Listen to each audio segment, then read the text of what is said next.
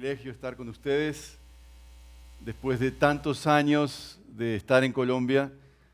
La querida 33, la antecesora, se podría decir, de esta iglesia, fue la iglesia que nos recibió a mi esposa y a mí en nuestros primeros pinitos como obreros. Yo tengo una deuda de gratitud enorme con esta iglesia por los momentos vividos acá y por tantas cosas que suplieron en mis deficiencias y en tantas cosas. Fueron muy especiales.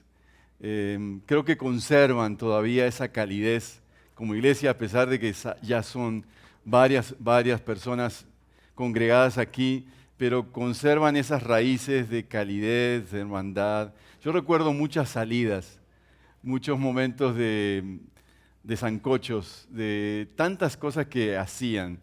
Recuerdo retiros, recuerdo unas hermanas, una hermana ya partió, otra no, que nos hacían ya partió con el Señor, nos hacían unas comidas muy especiales en Campamento, Margarita, como no recordar a Margarita, y doña Neife, que está en Bogotá. Nos hacían a los jóvenes unos ricos almuerzos, horas y horas, dándole el tiempo en la cocina. Y yo recuerdo, tengo muchas anécdotas muy bonitas con esta comunidad. Entonces, gracias por estar aquí, gracias por venir esta mañana y por estar congregados en este día para recibir la instrucción de la palabra del Señor para nosotros. Hoy vamos a hablar de un tema que no siempre hablamos y no nos gusta mencionarlo porque tiene un sabor a exhortación y a reclamo. Cuando a uno le hacen una exhortación hacia el crecimiento en la vida cristiana es porque estamos luchando con algo y con algo que no queremos crecer o algún área que nos está obstaculizando la vida cristiana. Entonces quiero invitarles a abrir sus Biblias en Hebreos capítulo 5, del 11 hasta el capítulo 6, verso 3. Dice la palabra del Señor así.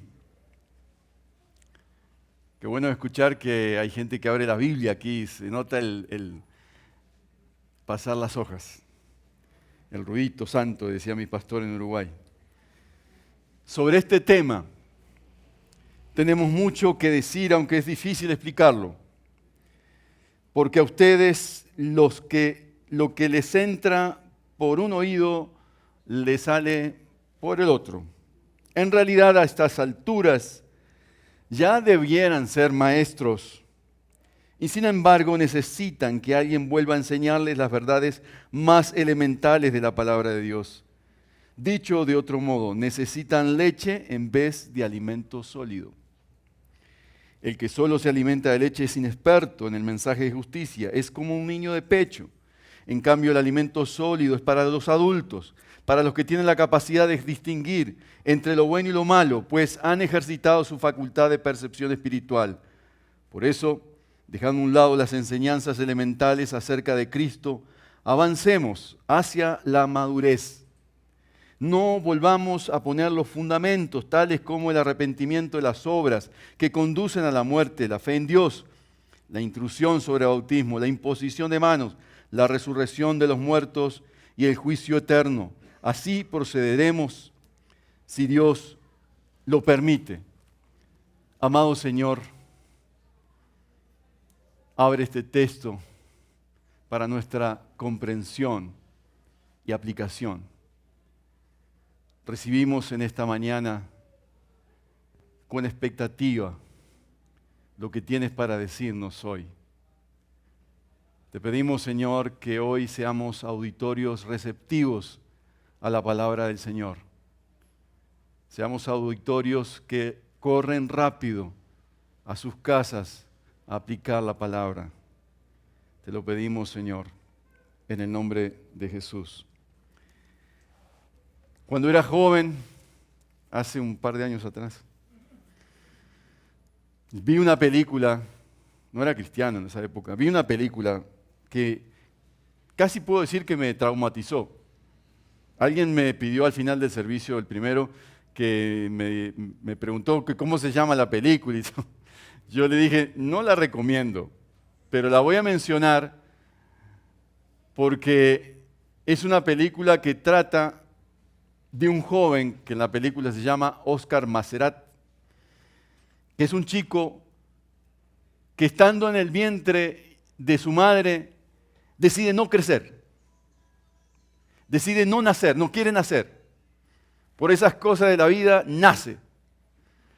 Y cuando tenía 3 años, él decide no crecer más. Pues tuvo un accidente y ese accidente le impidió crecer y fue niño toda la vida. Lo único que lo conectaba con el mundo exterior era un tambor. Y andaba por la vida con ese tambor. El tambor era la denuncia de por qué él no quería nacer. Una denuncia a la injusticia y a la maldad del mundo. Nos parece extraña esta historia, y lo es.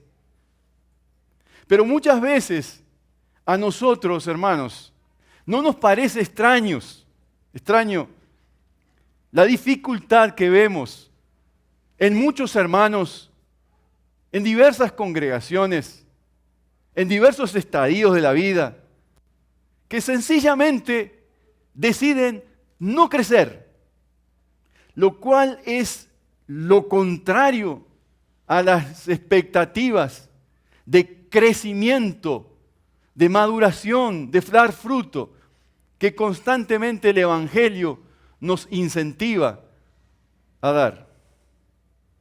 No nos parece extraño estar estancados por años.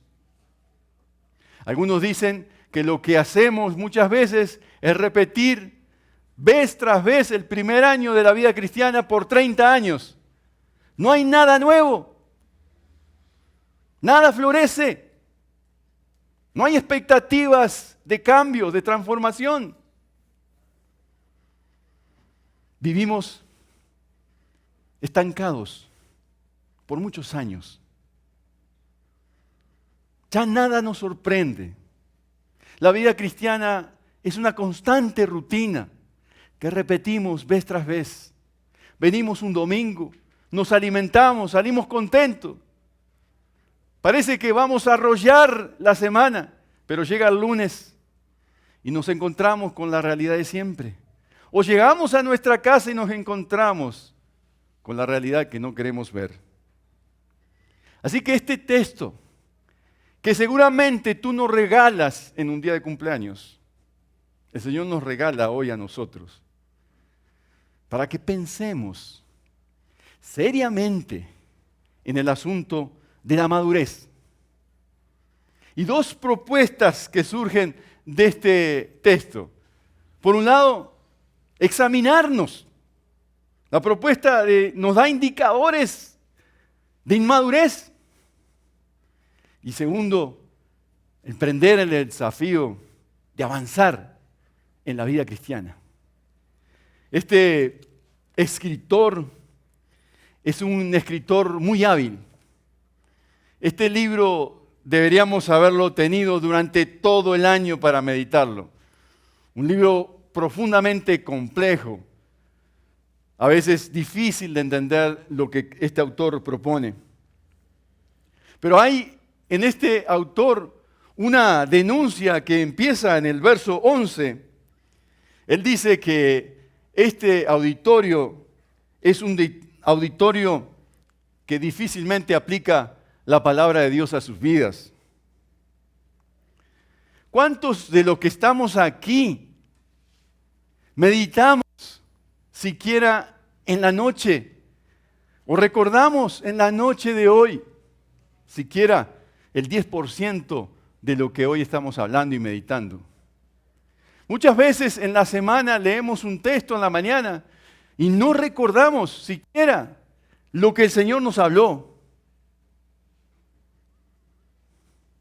Vivimos el síndrome de la inmediatez. No nos gusta quedarnos quietos. Nos gusta tener cosas, actividades que llenan nuestra vida. Pues aquí tenemos un autor que exhorta. De hecho, en el capítulo 13, verso 22, el autor dice, os ruego, hermanos, al final del libro, os ruego, hermanos, que soportéis la palabra de exhortación. Lo que hay detrás es un pastor sumamente preocupado por un auditorio que, siendo amenazado y siendo perseguido, está intentando enfrentar la vida cristiana regresándose al pasado del judaísmo. Ya Jesucristo no los conmueve. Ya Jesucristo no es la esperanza de vida. Ya Jesucristo no es el Jesús, el Señor de la vida, el aliento de vida, la vida misma. Es la ley. Es que cuando uno está sufriendo o pasando por un momento difícil, regresamos a lo que nos es más cómodo y aceptamos el desafío de la comodidad. Porque ser cristiano y anunciar que soy cristiano y soy testigo de Jesús implica morir a muchas cosas. El gran problema de este auditorio que lo señala el escritor es que es un auditorio que les entra por aquí y les sale por aquí. Un auditorio donde la palabra no permanece, se escucha pero no se vive. Santiago 1:22 lo dice así: no se contenten solo con escuchar la palabra, sino en practicarla. Y ese es el auditorio que tenemos acá. Es un auditorio como si fuera un aula de clase llena de niños malcriados y perezosos. A tal punto es este asunto que él tiene que parar la explicación del sumo sacerdote, según la orden de Melquisedec, porque ese auditorio no puede aguantar que su tradición judaica está mandada a recoger, que su tradición del sacerdocio de Aarón está mandada a recoger y que aquí hay otro sacerdocio, según la orden de Dios. De hecho, en el pasaje se menciona en el verso 5 del capítulo 5, dice, tú eres mi hijo, hoy mismo te he engendrado. Y en otro pasaje dice, tú eres sacerdote para siempre, según el orden de Melquisedec. Aquí tenemos un sacerdote, Cristo, que está relacionado con el Padre Celestial, que es el Hijo, que está a disposición. Un sacerdocio para siempre. No un sacerdocio que muere. Un sacerdocio sin pecado. Y es esa la descripción que ellos no pueden aguantar y no pueden entender. Por eso él dice, sobre este tema tenemos mucho más que decir, aunque es difícil explicarlo, porque a ustedes, le dice él a su auditorio, les entra por aquí y les sale por allá. Es un auditorio que tiene una pasión compulsiva por lo novedoso. Parte de la acusación aquí es, en la Reina Valera, es tardo para oír. El oído se hizo pesado para entender la palabra del Señor. Porque en la comprensión del Nuevo Testamento y del Antiguo Testamento, el oír es obedecer. Es decir, cuando yo escucho, obedezco. Esa es la esperanza y la perspectiva que tenemos desde el Antiguo Testamento. Tú escuchas la palabra, tú la obedeces. Esa es la expectativa. Fe y obediencia en la Biblia van juntos. Pero además esta humana pereza de no oír va alimentada o es alentada por alguien que en el Nuevo Testamento se llama el diablo. Y la parábola del sembrador es un claro ejemplo de que el enemigo roba el interés por la palabra de Dios,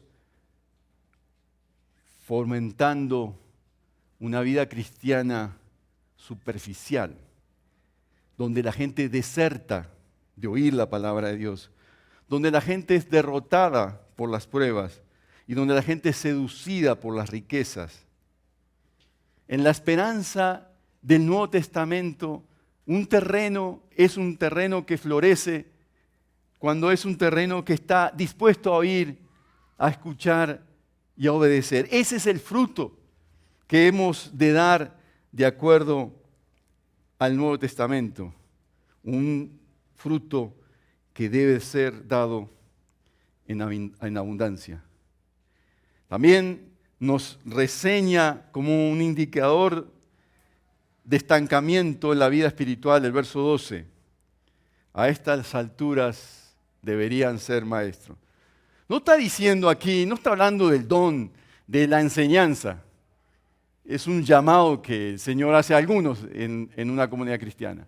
Está diciéndonos ese deseo de cuando tú aprendes algo, tener un discípulo en quien discipular y acompañar y enseñarle las verdades de la vida cristiana.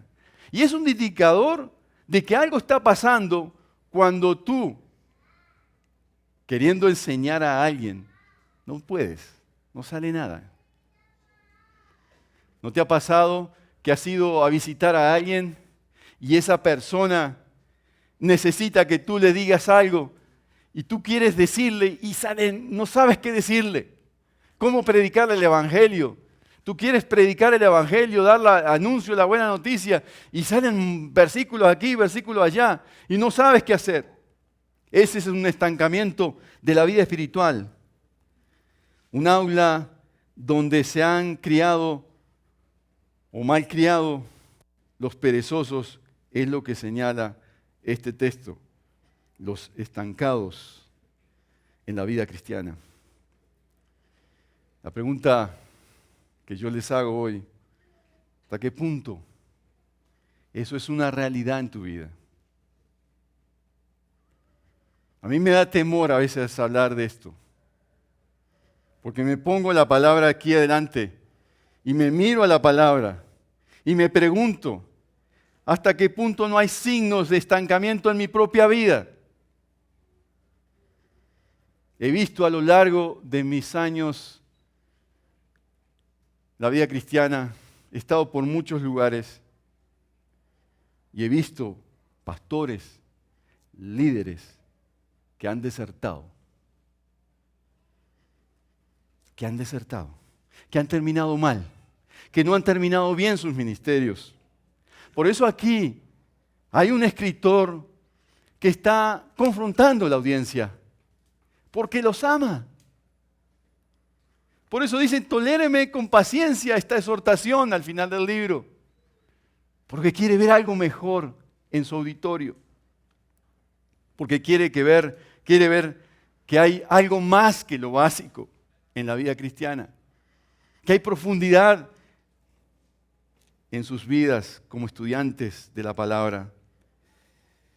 En su carta a los Corintios, Pablo les habla algo parecido a la congregación de esa carta. En 1 Corintios 3, verso 1 y siguiente, ellos están haciendo alarde de que son personas espirituales, es decir, que están creciendo en la palabra del Señor y que no pueden ser tratados sino como espirituales. Y Pablo les dice, no, yo no los puedo tratar con espirituales porque cuando observo sus vidas, ustedes están fomentando un espíritu partidista. Yo soy de Apolos, yo soy de Pablo, yo soy de fulano, yo soy de Mengano. Y lo que veo en su congregación, les dice Pablo, son celos, contiendas, disensiones, que terminan siendo más carnales que espirituales. Hay poca disposición de estudiar la palabra del Señor, de profundizar en la palabra del Señor, como dice el verso 13, el que solo se alimenta de leche es inexperto. Hermanos, dice Pablo en 1 Corintios 14, 20, no seáis niños en la manera de pensar, más bien sean niños en la malicia, pero en la manera de pensar sean maduros. Noten que la exhortación siempre del apóstol, de los escritores del Nuevo Testamento, aún del Antiguo Testamento, como veíamos en el Salmo 1, es a ser profundos, a tener un contenido maduro en la vida cristiana y a profundizar en el texto bíblico. Ellos están tratando de regresar al judaísmo, porque representa una zona de confort no muy exigente para ellos. Y parte del problema es que a ellos les cuesta entender el sacerdocio de Cristo como del orden de Melquisedec, como decía. Este es el desafío. Están mirando a un sacerdote humano que perece, pecador, el de Aarón, y no están mirando a uno que se ha compadecido con sus debilidades y que, siendo tentado, salió vencedor de la tentación y del pecado. Ellos, al escuchar esta predicación, debieran estremecerse y volverse de su error. En su inmadurez, en su formación y discipulado, hay inmadurez en el carácter. El texto no lo menciona, pero lo sugiere. Hay asuntos del carácter que afectan tu formación y discipulado. Menciono algunos asuntos del carácter que lo menciona Miguel Núñez en un artículo. Por ejemplo, la necesidad de algunos líderes de tener constante aprobación, el perfeccionismo en la vida cristiana, una señal muy grande de inseguridad, los celos, quieren controlar las relaciones con otros, la condenación frecuente hacia el otro, la superioridad, el resentimiento, la falta de perdón, los arranques incontrolables de ira, la falta de dominio propio, el amar, servir, pero para uno ser el centro de atención, la dificultad en reconocer el talento del otro, la dificultad para controlar la lengua, la dificultad para seguir relacionándonos de cerca con otros que difieren de mí, y la actitud de sospecha hacia los demás. ¿Cómo voy a crecer en mi vida como creyente si hay asuntos que trabajar todavía? En segundo lugar, un desafío a emprender la madurez cristiana. ¿Y cómo hacerlo? Debo regresarme del verso 13 a todo el consejo que da del 7 al 10, porque es el marco del crecimiento como creyentes. Dice el verso 7, en los días de su vida mortal, Jesús ofreció oraciones y súplicas con fuerte clamor y lágrimas al que podía salvarlo de la muerte, y fue escuchado por su reverente sumisión. Aunque era hijo, mediante el sufrimiento aprendió a obedecer y consumada su perfección llegó a ser autor de salvación eterna para todos los que le obedecen. Y Dios le nombró sumo sacerdote según el orden de Melquisedec. Yo no puedo anhelar, hermanos, crecer en la vida cristiana sin Jesús. Me anima tanto, hermanos, que en un momento de prueba, en un momento de clamor y lágrimas, el Señor se presenta. Aparta de mí este cáliz en Getsemaní. Y la respuesta que recibe, la respuesta de la voluntad del Señor, es que pide soportar, que le da el soporte para la vida y para ir y presentarse en la cruz. La madurez como tal nos lo enseña este capítulo, es permitir que nuestro Padre Celestial venga a socorrernos y nos dé su ayuda para enfrentar las decisiones más difíciles de la vida cristiana. No es buscar los atajos, sino enfrentar las decisiones duras de la vida. Madurez es terminar bien lo que empezamos. Y Jesucristo nos modela en este capítulo que Él terminó bien para nosotros. Él completó su tarea, la tarea que le fue encomendada. Y nosotros también. Ese es el anhelo del Padre Celestial. Nos empuja a terminar bien en la vida cristiana y a ser maduros. La madurez viene también, hermanos, por comer un alimento sólido, como dice el verso 14. A mí me encanta lo que ustedes hacen acá, hermanos. Yo soy fascinado con sus lecturas, sus devocionales en casa. Confieso que no siempre los hago, los sigo, pero me encanta cómo hacen esto del devocional en casa. Pero yo les animo a ir un poquito más allá. Les animo que antes de que ustedes reciban el devocional en casa, luchen con el texto, oren ese texto y mediten antes ese texto. Me encanta un modelo de acercamiento devocional que hemos aprendido, un modelo devocional que desarrolló Darrell Johnson hace muchos años, el cual tiene 4 momentos. El primer momento es muy parecido al DBS, ¿quién es Dios? ¿Qué hace Dios acá? ¿Quién es el hombre? Segundo momento, la buena noticia, la idea principal. Tercer momento, que es la parte que más me gusta, es un cambio en la transformación, cosmovisión en la vida, que es cómo yo aplico esa buena noticia y dejo que cambie aspectos de mi ser que no están cambiados. Cómo corrige la buena noticia y me está ayudando a cambiar en las actitudes y finalmente la aplicación. Esos 4 momentos de un devocional, yo les animo a que ustedes lo hagan y luchen con el texto bíblico. Y deja que el Espíritu corrija. Finalmente, hermanos, en el capítulo 6 nos da un detalle de la expectativa de la vida cristiana. ¿Cuál es la expectativa de Dios? Pues que avancemos hacia la madurez. Que nos proyectemos hacia la madurez. Le preguntaba a alguien al final del primer servicio, alguien que yo sé que es maratonista, también hablaba de eso con Efraín, la diferencia entre un maratonista y un velocista, alguien de 100 metros, 10 segundos frente a las 2 horas y media, 3 horas, 4 horas que puede durar una maratón de 42 kilómetros. Y le pregunté a esta hermana que hace maratón, que corre en la ciudad, le pregunté, ¿cuál es el momento más crítico de un maratonista?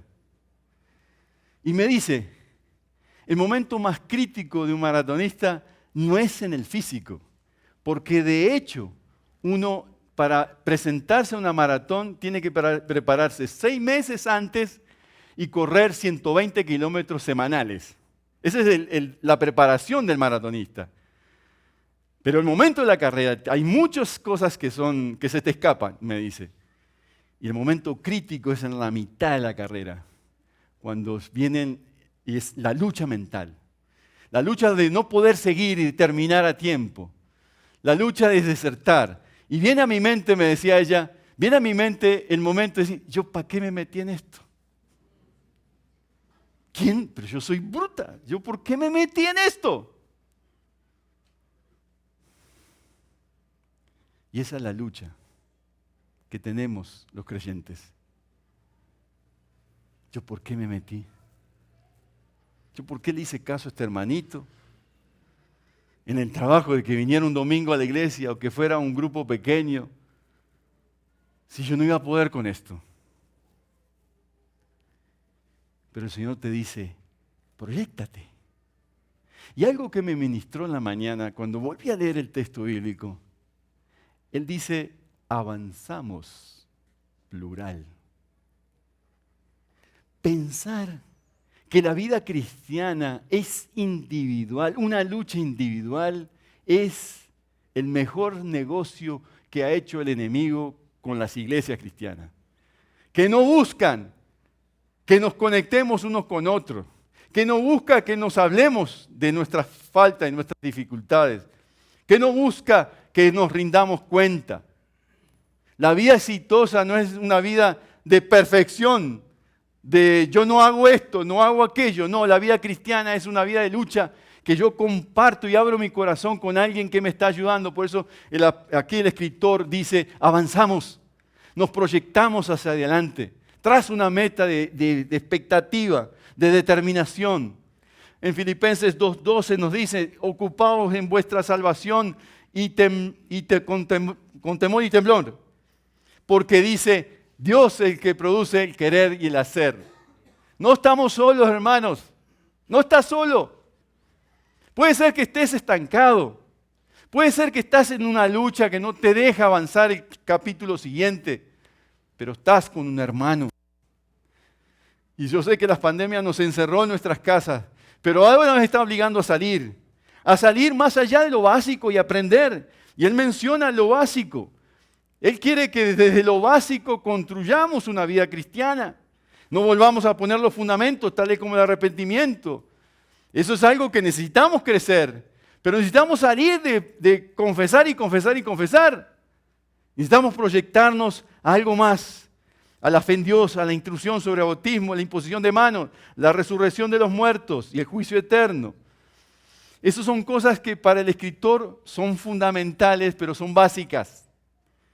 Lo que nos anima al escritor es a proyectar la resurrección, la vida de Cristo en tus asuntos personales y cotidianos.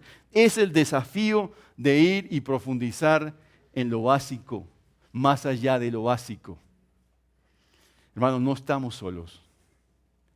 Y aunque yo sé que tenemos momentos de muchas crisis, momentos cuando queremos claudicar, acá el escritor nos impulsa a andar juntos, a avanzar. Hace unos días visité a mi profe de hebreo del seminario. Una mujer de muchas batallas, para quienes la hemos conocido.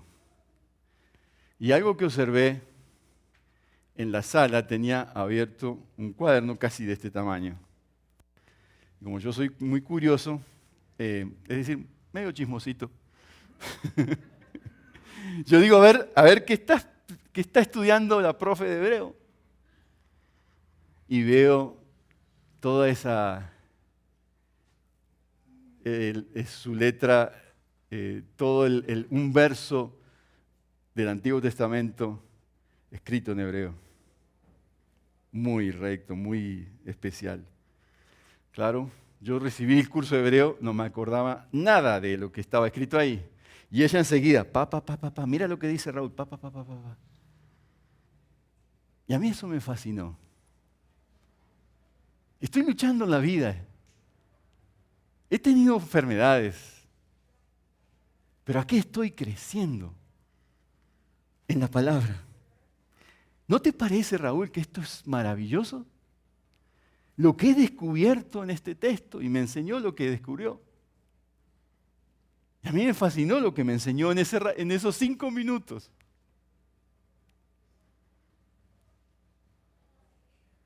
Una reflexión que me dejó impresionado. Y me dijo esto: Raúl, me siento que me estoy olvidando del hebreo. Por eso, todos los días lo he vuelto a escribir, y he vuelto a meditar, y he vuelto a revisar, y he vuelto a recordar. Y aunque muchas veces no tengo las fuerzas, me voy renovando día a día. Hermanos, este es el desafío de la fe. No somos perfectos, pero andamos con uno que sí es perfecto. Por eso este texto, hermano, es un texto de exhortación, claro que es de exhortación. Para muchos aquí que seguramente están luchando con algún área que los ha estancado espiritualmente, con algo del carácter que los ha estancado en la lectura bíblica. Están luchando con alguna persona, están sucumbiendo a las pruebas, están luchando con pecados, están luchando con asuntos de sus vidas donde no ven crecimiento. Algunos han tomado atajos para seguir al Señor, no se esforzaron y se volvieron cristianos nominales, de nombre nomás, de domingo. El ánimo y el desafío es que la vida cristiana, hermanos, deje de ser paisaje y sea mucha creatividad. Me fascinó hace unos días asistir a un encuentro de una inauguración del Museo de la Luz. Yo quería ir a ese día por varias razones, ir a ese encuentro. Lo había tomado virtual y ese día era la inauguración del Museo de la Luz. porque conozco a quien donó las lamparitas al seminario bíblico, las lamparitas hechas en aceite, una colección de 40 años. Y yo le pregunté, y me acerqué al amigo, y le dije, ¿has coleccionado por 40 años esta lamparita? ¿Por qué lo has hecho? Y él me dijo, yo quiero recordar cada día de mi vida que lámpara es a mis pies tu palabra y lumbrera a mi camino. Yo no me quiero olvidar de eso. Y por eso empezó un juego, un hobby. Pero esto se convirtió en algo más que un hobby, en un estilo de vida. La palabra de Dios o es lámpara o es una palabra cerrada que ya no alumbra ni ilumina mi vida. Por eso nos duele tanto un cristiano que se entregó. Un cristiano que dejó de crecer. Por eso es tan raro. La historia del tambor de hojalata, la película, de Oscar Macerat. Ese niño que dijo, no quiero ser adulto. Eso debería ser raro para nosotros también al ver un cristiano que dejó de caminar, que dejó de vibrar por Cristo. Por eso este texto, hermano, nos proyecta hacia la madurez. Y quizás tú en esta mañana me digas, yo soy un cristiano que voy bien en la vida cristiana. Todo está bien, aleluya, gloria a Dios. Pero la vida refleja otra cosa. Mañana lunes refleja otra cosa. Entonces, recibe la exhortación de hoy y evalúa. ¿Dónde estás? ¿Dónde está esa pasión por estudiar la palabra? ¿Dónde está esa pasión por llevar el Evangelio? ¿Dónde la pasión por Cristo? ¿Dónde está? ¿Dónde estás con el Señor? Puede ser que recibas la confrontación o puede ser que no recibas la confrontación de hoy. Y digas, como nosotros decimos, esto es para otro, no es para mí. El Señor es experto en situaciones dolorosas. Y muchas veces permite el sufrimiento para llevarnos al corazón, para que oigamos su palabra y la pongamos por obra. Porque madurez significa, hermanos, tener un balance en la vida. Dios no nos hizo, hermanos, no nos diseñó para vivir congelados, ni espiritualmente, ni intelectualmente, ni emocionalmente. Dios nos hizo para ser activos en la vida y para madurar y crecer. Ese es el desafío de la vida cristiana. Por eso el desafío para ti, para mí, es atreverte a crecer y a madurar